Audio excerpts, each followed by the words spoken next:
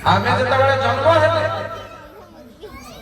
हमारा प्रथम पितामाता होचंती हमर गुरु ए कथा आमे जानि छाते पिता गुरु द्वितीय गुरुनानकता ये होचंती हमर दीजन हमर गुरु काई के ना ये जन्म ये भूमि को से हमको जन्म देछे आनी चंद से जे नवाणी था आमे भूमि को आशा करि बरला तो आते पिता गुरु द्वितीय गुरुनानकता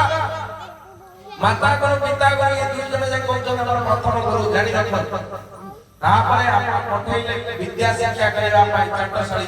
बा स्कूल को पठैले पिला ज्ञान लाभ करिवे विद्या शिक्षा तृतीय विद्या गुरुच तृतीय रे विद्या गुरु चतुर्थे कर्ण गुरु शैव चतुर्थ रे जतबेले विवाह इत्यादि देला कर्ण मंत्र दवा पे गुरु गोसाई धीरे धीरे आज काली से जिंस लोक पाइबा पसलाणी केई करूचंते कर्ण मंत्र दिया जाय गुरु गोसाई को नाम पे कर्ण मंत्र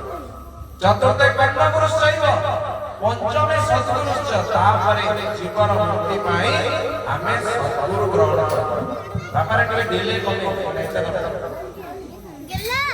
तेणु सद्गुरु ग्रहण न करबा पर्यंत जीवन अकृत गति से जानि पारे ना सेते सद्गुरु ग्रहण करा षष्ठ ज्ञान गुरु बेट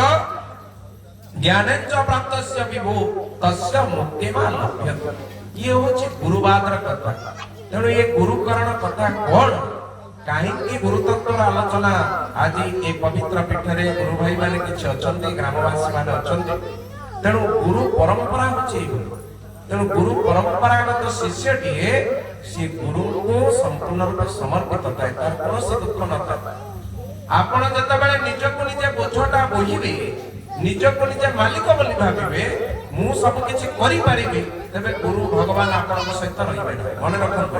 मु निजे सब कर देई पारिबे